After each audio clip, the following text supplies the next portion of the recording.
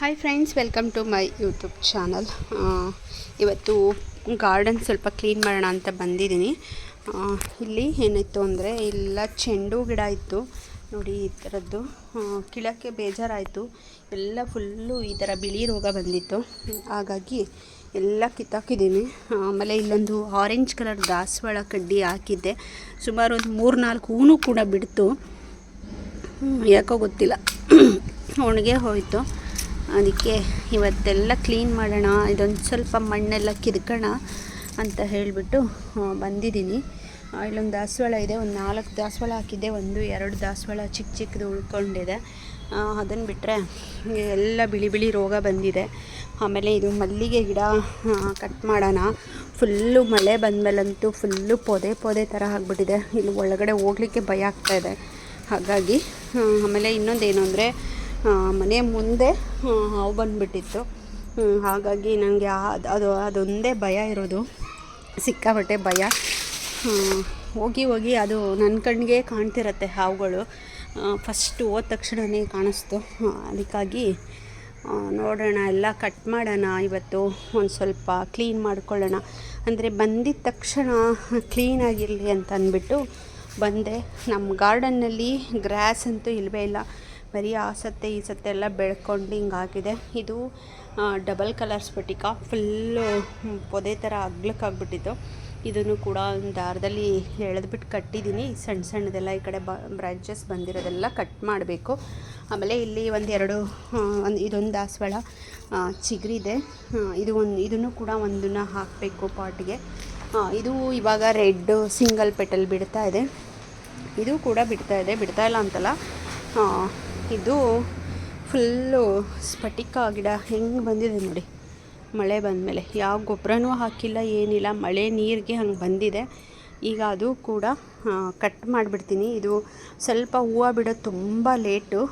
1-2 branches ಬಿಟ್ಕೊಂಡು ಮಿಕ್ಕಿದ್ದೆಲ್ಲ cut ಮಾಡಿಬಿಡೋಣ ಅಂತ ಮಾಡ್ತಾಯಿದ್ದೀನಿ. ಇವತ್ತಾದಷ್ಟು ಎಷ್ಟು ಆಗುತ್ತೋ ಅಷ್ಟನ್ನು ಕ್ಲಿಯರ್ ಮಾಡಬೇಕಂತ ನಾನು ಗಾರ್ಡನ್ಗೆ ಇಳಿದಿದ್ದೀನಿ. ನೋಡಿ, ಇದರಿಂದ ಚೆಂಡು ಗಿಡದಿಂದ ನೋಡಿ ಈ ಥರ ಫುಲ್ಲು ದೊಡ್ಡ ಗಿಡಕ್ಕೆ ಬಂದಿದೆ, ರೋಗ ಬಂದುಬಿಟ್ಟಿದೆ. ಈ ದೊಡ್ಡ ಗಿಡ ಎಲ್ಲನೂ ನಾನು ತೆಗಿಯೋಕ್ಕಾಗಲ್ಲ ನೋಡಿ, ಈ ಥರ ಬಂದುಬಿಟ್ಟಿದೆ. ಅದಕ್ಕೆ ಬೇಜಾರಾಯಿತು. ದಾಸವಾಳ ಹೂವು ಕಿತ್ಕೊಳ್ಳೋಕೆ ಬಂದಾಗೆಲ್ಲ ಸ್ವಲ್ಪ ಹೂವು ಎಲ್ಲ ಕಡಿಮೆ ಆಗಿಬಿಟ್ಟು ಇದಾಗ್ಬಿಡತ್ತೆ ಈ ರೋಗ ಬಂದರೆ. ಅದಕ್ಕೆ ಎಲ್ಲ ತೆಗೆದುಬಿಟ್ಟು ಹಾಕೋಣ ಅಂದ್ಬಿಟ್ಟು ಹಾಕ್ತಾಯಿದ್ದೀನಿ. ರೋಸ್ ಕೂಡ ತುಂಬ ಬಿಡ್ತು ಈ ಸಾರಿ. ರೋಸು ಬಿಟ್ಟಿದೆ, ತೋರಿಸ್ತೀನಿ ಹೇಗಿದೆ ಅಂತ.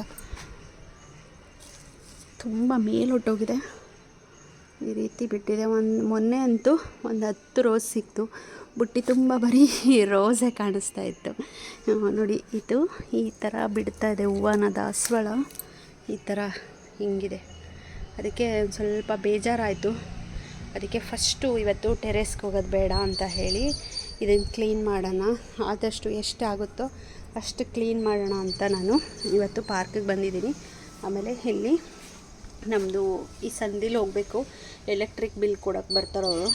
ಆವಾಗ ಇದು ಗಿಡ ಕಟ್ ಮಾಡಿ ಮೇಡಮ್ ಅಂತಿರ್ತಾರೆ. ಹಾಗಾಗಿ ಇವತ್ತು ಇಲ್ಲಿ ಹೋಗೋಕ್ಕೆ ಜಾಗ ಇಲ್ಲ. ಅದಕ್ಕೆ ಸ್ವಲ್ಪ ನಾನು ಬೇರೆ ನೋಡ್ಕೊಂಡು ಹೋಗಿ, ಹಾವು ಬರುತ್ತೆ ಹಾವುಗಳಿರುತ್ತೆ, ನೋಡ್ಕೊಂಡೋಗಿ ಅಂತ ಹೇಳ್ತಿರ್ತೀನಿ. ಅದು ನನಗೆ ಅಭ್ಯಾಸ ಆಗಿಬಿಟ್ಟಿದೆ. ಯಾರಾದರೂ ಆಚೆ ಬಂದರೆ ಸಾಕು ನೋಡ್ಕೊಂಡೋಗಿ ಅಂತ ಹೇಳ್ತಿರ್ತೀನಿ ನಾನು.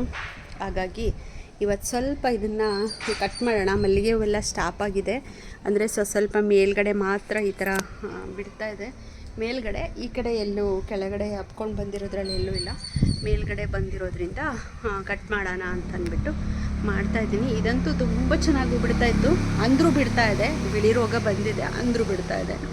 ಇವತ್ತು ಇಷ್ಟು ಈ ಥರ ಇದೆ ನನ್ನ ಪಾರ್ಕು. ಯಾವ ಥರ ಮಾಡ್ತೀನಿ ನೋಡೋಣ.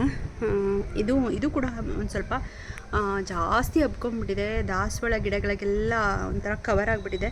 ಅದನ್ನು ಕೂಡ ಸ್ವಲ್ಪ ಕಟ್ ಮಾಡಿ ಎಲ್ಲ ಮಾಡಬೇಕಿವತ್ತು ಅಂತ ಅಂದ್ಕೊಂಡಿದ್ದೀನಿ. ನೋಡೋಣ ಎಷ್ಟಾಗುತ್ತೆ, ಎಷ್ಟಿದಾಗುತ್ತೆ ಅಂತ. ಗಾಳಿ ಬೀಸ್ತಾ ಇದೆ, ಮಳೆ ಬರೋವಾಗಿದೆ. ಎಲ್ಲ ಒಂದೇ ಸಲ ಆಗ್ತಿದ್ದಾಗಲೇ ನಾನು ಬರ್ತೀನಿ. ಅದಕ್ಕೆ ಇವತ್ತೆಲ್ಲ ಕ್ಲೀನ್ ಮಾಡೋಣ ಅಂತ ಪಾರ್ಕಿಗೆ ಸಿಕ್ಕೆ ಚೀರು ಇಟ್ಕೊಂಡು ಬಂದುಬಿಟ್ಟಿದ್ದೀನಿ ನಾನು.